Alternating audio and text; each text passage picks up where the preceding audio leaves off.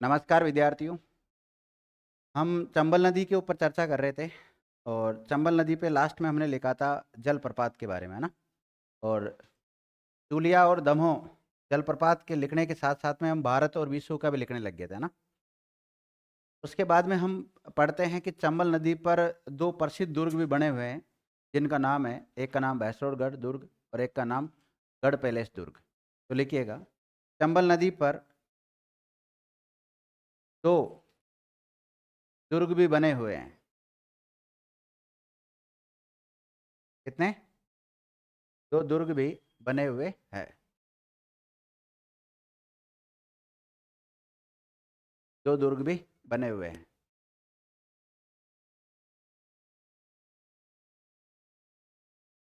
एक तो भैंसरोडगढ़ दुर्ग और एक गढ़ पैलेस दुर्ग। कौन कौन से दुर्ग? भैंसरोडगढ़ दुर्ग और गढ़ पैलेस दुर्ग। भैंसरोडगढ़ को रेखांकित करो।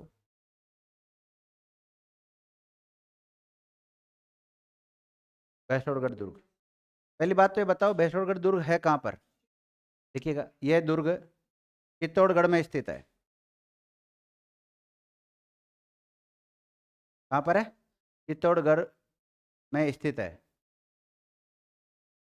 और कौन सी दो नदियों के संगम पर है? चंबल और ब्राह्मणी। देखिएगा, यह दुर्ग, भैंसरोडगढ़ को रेखांकित करके लिख लेना। यह दुर्ग चंबल और ब्राह्मणी नदियों के संगम पर बना हुआ है। चंबल और ब्राह्मणी नदियों के संगम पर बना हुआ है। लिख लिया? लिखिएगा, इस दुर्ग को राजस्थान का वेल्लोर भी कहते हैं। क्या कहते हैं? राजस्थान का वेल्लोर भी कहते हैं। क्या कहते हैं इसे? राजस्थान का वेल्लोर भी कहते हैं। देखो, यह दुर्ग व्यापारियों के द्वारा निर्मित किया गया था। किसने बनाया था ये? व्यापारियों ने बनवाया था। व्यापारियों द्वारा बनाया गया था। आपसे पूछा जाए, एक और दुर्ग लिखा है मैंने आपको, कौन सा? गढ़ पैलेस दुर्ग। गढ़ पैलेस दुर्ग कहाँ है? कोटा में। कौन सी नदी के किनारे? चंबल।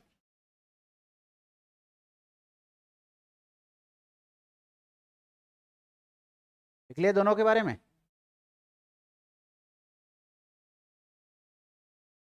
लिखिएगा,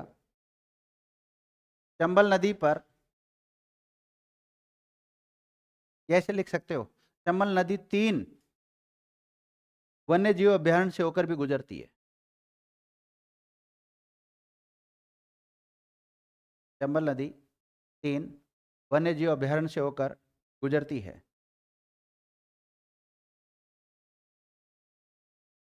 3 वन्य जीव अभ्यारण्य से होकर भी गुजरती है। पहला, भैंसरोडगढ़ अभ्यारण्य। कौन सा?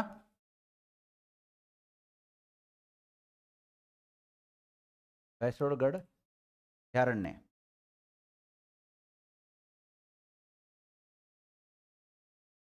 अभ्यारण्य लिख लिया? कहाँ है ये? चित्तौड़गढ़ में। जवाहर सागर अभ्यारण्य। जवाहर सागर अभ्यारण्य। जवाहर सागर अभ्यारण्य, ये कहाँ है? कोटा बूंदी सीमा पर। कोटा बूंदी में फैला हुआ है।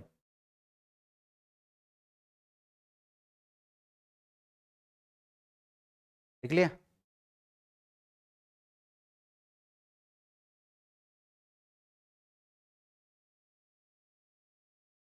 राष्ट्रीय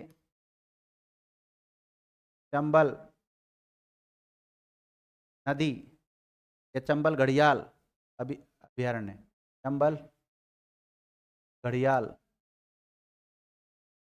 अभ्यारण्य।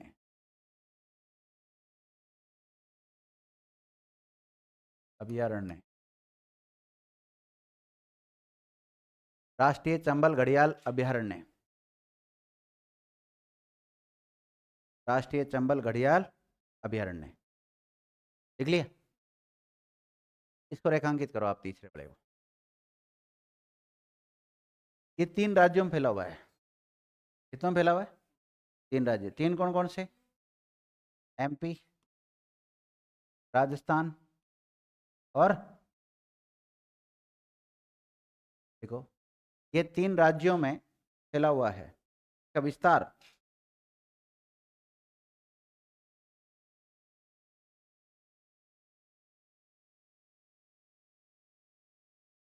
आपको पता है, इसमें एक स्तनधारी मछली पाई जाती है।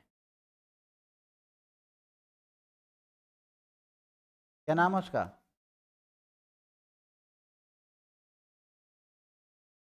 गांगेशूस।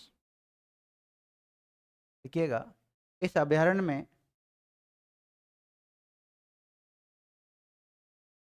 गांगेशूस नामक स्तनधारी मछली कौमा उदबिलाव क्या मिलते हैं इसमें? और उदबिलाव क्या होता है? मगरमच्छ अलग होता है।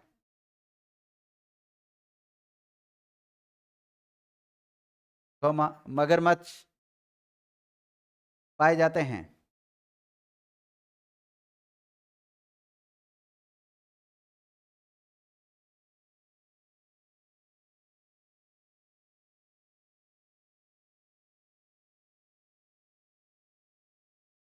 देख लिया।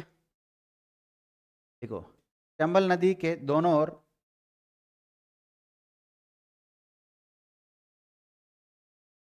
1000 मीटर यानी 1 किलोमीटर हो गया। चंबल नदी के दोनों ओर 1000 मीटर ब्रैकेट में 1 किलोमीटर चौड़े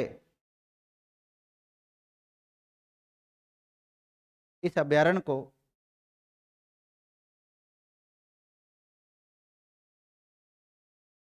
नाइनटीन 79 में अभयारण्य का दर्जा दिया गया।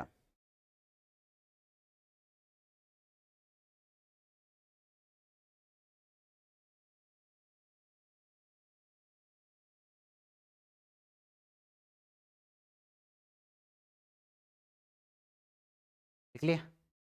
आपको पता है चंबल नदी पर कितने बांध बना रखे हैं? 4। कौन कौन से?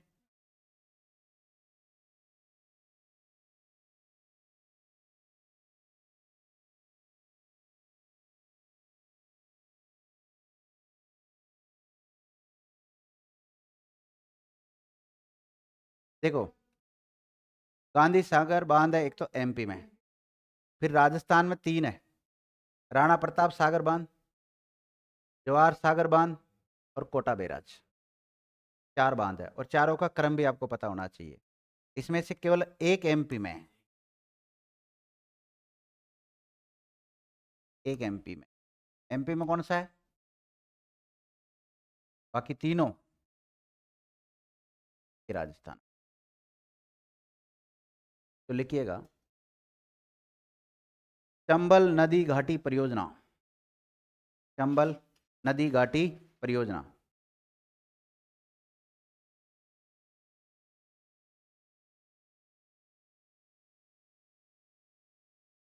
देखो, चंबल नदी में बांध बनाने को लेकर एक परियोजना बनाई गई जिसका नाम क्या रखा गया?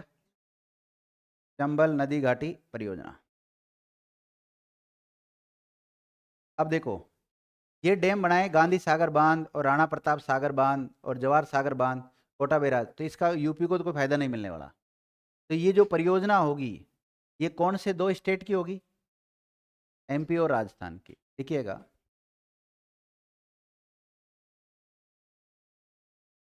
यह एक संयुक्त परियोजना है। कैसी है? यह एक संयुक्त परियोजना है, ब्रैकेट में मध्य प्रदेश और राजस्थान।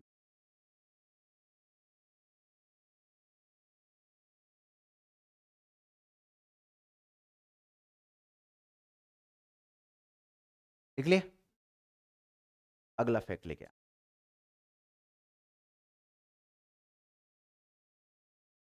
देखो, राजस्थान और एमपी का जो रेशियो है वो 50-50%, यानी कि दोनों की हिस्सेदारी कितनी? 50/50 है ना? ब्रैकेट में लिख लेना भाई, 50/50 में 50-50% दोनों की क्या है? हिस्सेदारी। देखो, अब ये जो चंबल घाटी परियोजना कौन सी नदी पर चलाई गई? चंबल पे चलाई गई। अब ये 3 चरणों में पूरी हुई, और 3 चरणों में पूरी हुई, और बांध बनाए गए 4। कितने बनाए गए? 4। लिखिएगा, यह परियोजना 3 चरणों में पूरी हुई।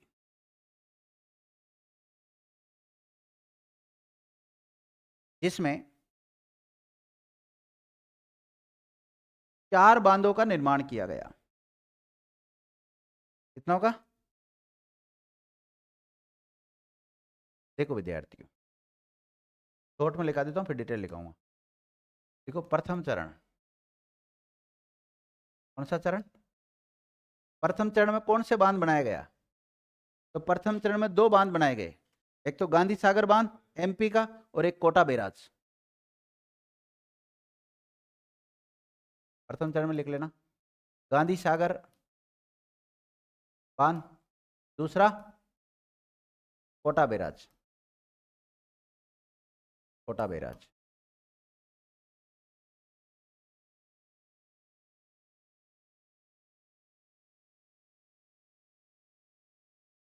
लिखो, द्वितीय चरण में केवल एक ही बांध बनेगा। कौन सा?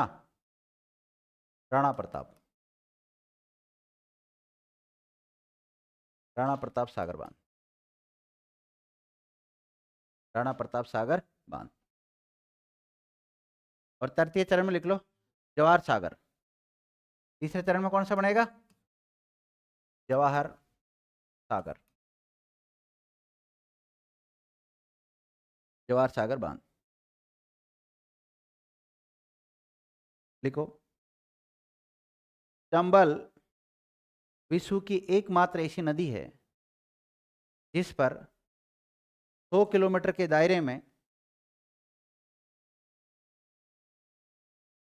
राजस्थान के भीतर 3 बांध बने हुए हैं। राजस्थान राज्य में कितने बांध बने हुए हैं इसके ऊपर? 3, और वो भी कितने किलोमीटर के एरिया में? 100 किलोमीटर के एरिया में। 100 मीटर नहीं, 100 किलोमीटर के दायरे में राजस्थान में 3 बांध बने हुए हैं। 3 बांध बने हुए हैं। देख लिया? देखो, ये सर्वाधिक बांधों वाली नदी है।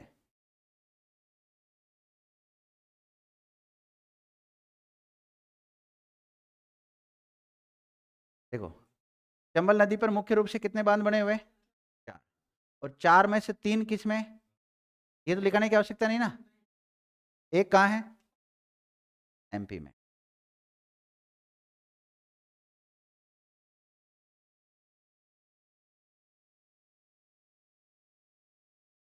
एक एक बांध को पढ़ा देता हूँ।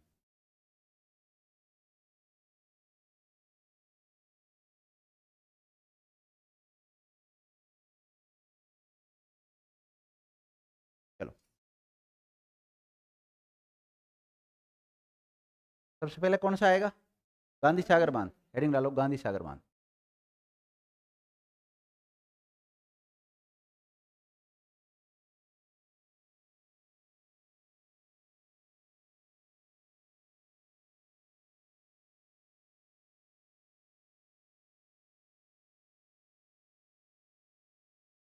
जब भी कोई बांध पूछा जाएगा, कौन सी नदी पे बना है वो भी पता होना चाहिए, और कहाँ बना हुआ है ये पता होना चाहिए।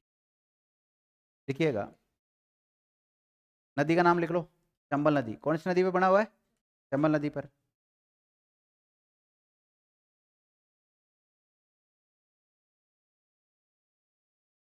लिखिएगा, यह बांध रामपुरा और भानपुरा,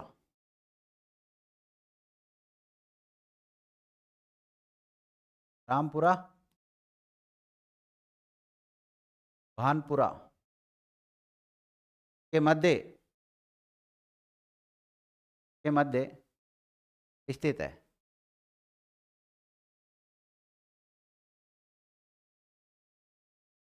मानपुरा और भानपुरा के बीच में स्थित है ना।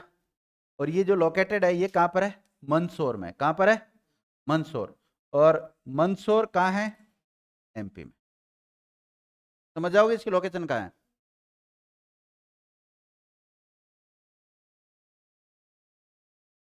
देखो, इस बांध का निर्माण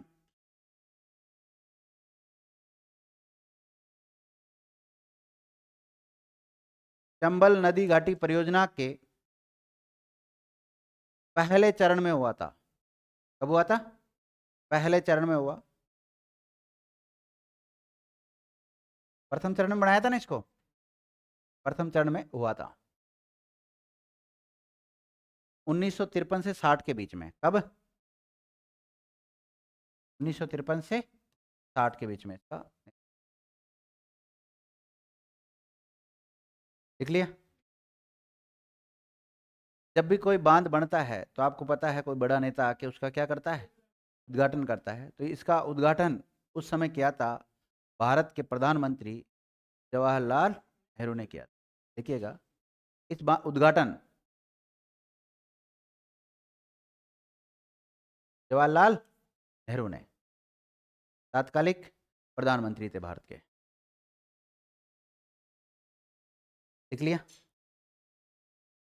इस बांध की लंबाई लिखें आप। लंबाई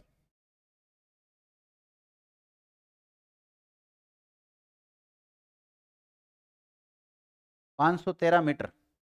कई जगह 510 भी मिलती है ना। 510 या 513 मीटर। चौड़ाई लिखो। जब कोई बांध बनाते चौड़ा भी तो बनाते नहीं हो। चौड़ाई लिखो 62 मीटर। चौड़ा कितना है? 62 मीटर। हाइट भी पूछी जा सकती है, तो हाइट भी सेम ही है। ऊंचाई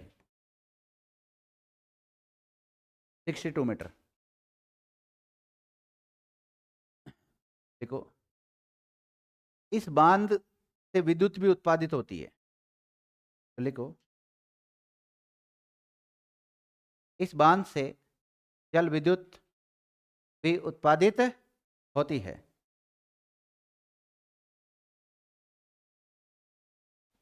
विद्युत भी उत्पादित होती है। और यहां से कितनी विद्युत उत्पादित होती है?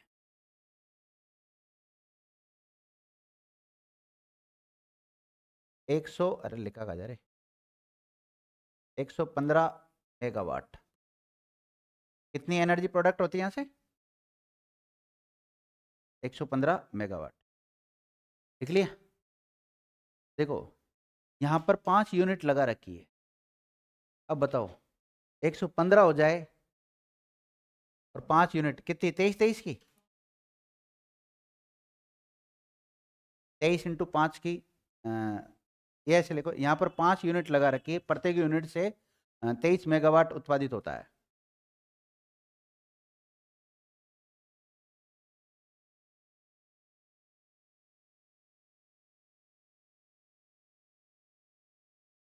लिख लिया।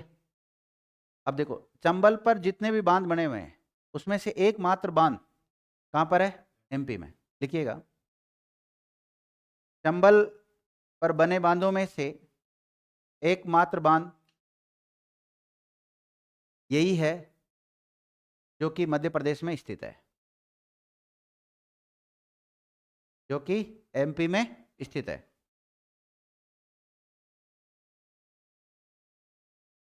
अब देखो, चंबल पर जितने भी बांध बना रखे हैं उनमें से सबसे ज्यादा हाइट किस बांध की?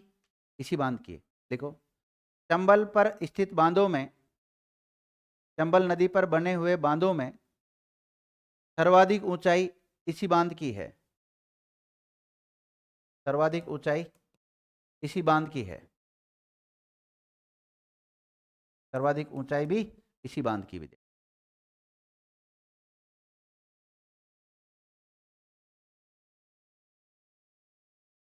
देखो, चंबल नदी पर कितने बांध बना रखे मुख्य रूप से? 4। इन चारों बांधों में सबसे ज्यादा जल भराव की दृष्टि से सबसे बड़ा बांध कौन सा है? राणा प्रताप सागर या गांधी सागर बांध, बताओ। हाँ, गांधी सागर बांध, वो राजस्थान का सबसे बड़ा जल भराव की दृष्टि से बांध है, ध्यान रखना। ये भी तो देखना पड़ेगा ना आपको, ये तो एमपी में पड़ गया, लेकिन चंबल तो एमपी में भी बह रही है। तो चंबल पर बने हुए बांधों में सर्वाधिक जल भराव वाला बांध कौन सा है? गांधी सागर बांध है। देखिए, चंबल नदी पर बने बांधों में सर्वाधिक जल भराव क्षमता वाला बांध यही गांधी सागर बांध है, यही है।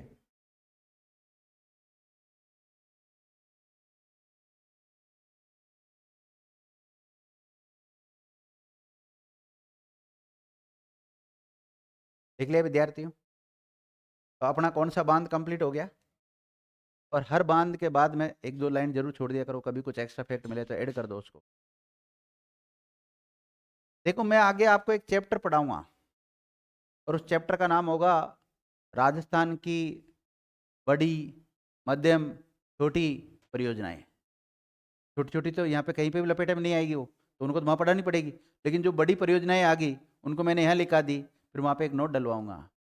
चंबल नदी का अध्ययन करें, माही नदी का अध्ययन करें। माही बजाज सागर बांध कहाँ पढ़ोगे आप?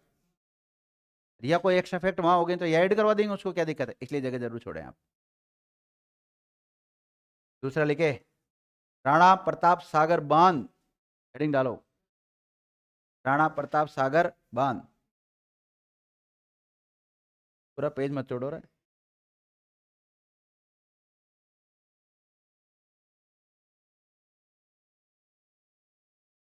राणा प्रताप सागर बांध,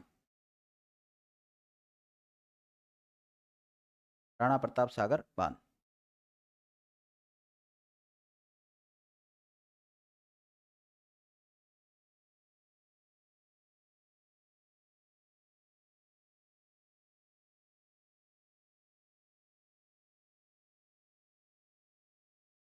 राणा प्रताप सागर बांध कहाँ पे लोकेटेड है? रावत भाटा, चित्तौड़गढ़ में। तो स्थिति लिखो इसकी।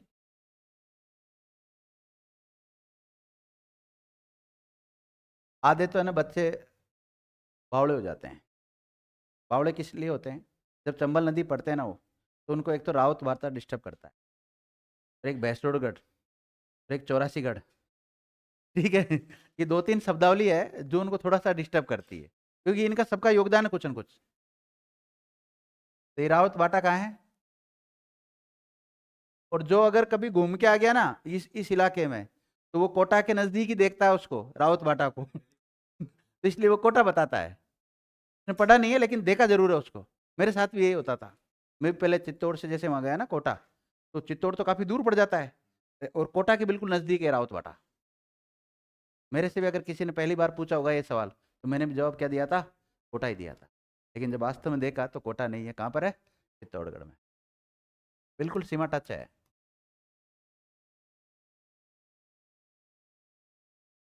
ठीक लिया? देखो, चंबल नदी पर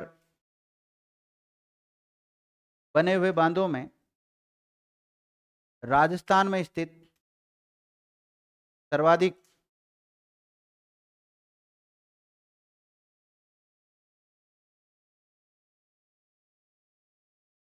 सर्वाधिक जल भंडार क्षमता वाला बांध है।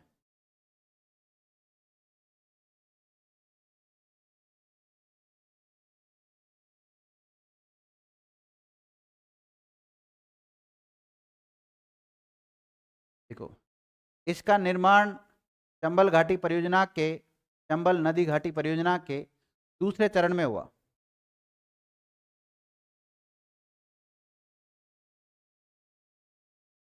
दूसरे चरण में पूरा हुआ।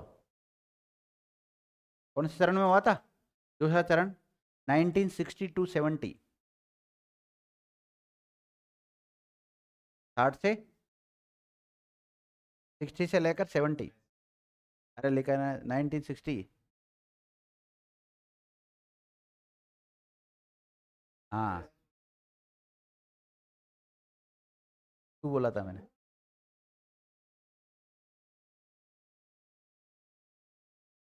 मैं हिंदी में बोलूँगा अब, आगे से ध्यान रखूंगा। लिख लिया? लंबाई लिख लो, इसकी लंबाई 1100 मीटर। नहीं, 1100 मीटर। हाइट लिख लो 36 मीटर।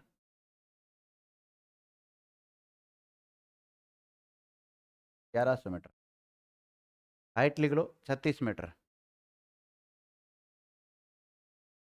चौड़ाई भी लिख लो सेम 36। देखो, ये विश्व का सबसे सस्ता बांध है, मतलब इसको बनाने में सबसे कम पैसे लगे। इतना बड़ा बांध हो, जो बड़े बांध बनते हैं ना, उनमें बहुत ज़्यादा पैसा लगता है, इसमें बहुत कम पैसे लगे। मात्र 31 करोड़ रुपए। कितने?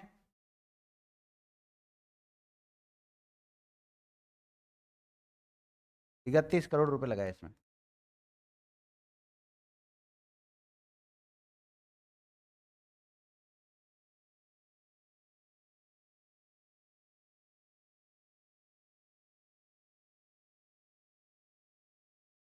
आपको पता है रावत बाटा में ही परमाणु विद्युत घरे भी है, और उसको जलापूर्ति इसी डैम से होती है। देखिएगा, रावत भाटा में स्थित, रावत भाटा में स्थित परमाणु विद्युत गृह को, परमाणु विद्युत गृह को जलापूर्ति इसी बांध के द्वारा की जाती है।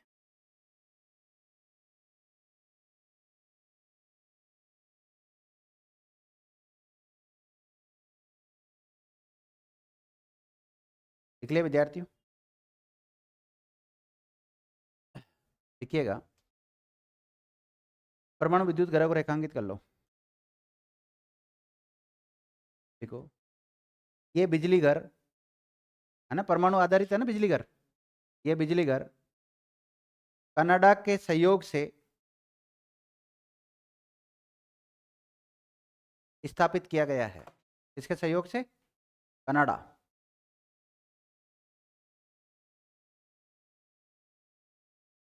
कनाडा, कनाडा के, भारत के तो अभी थोड़ा तनाव वाली स्थिति चल रही है। लिख लिया?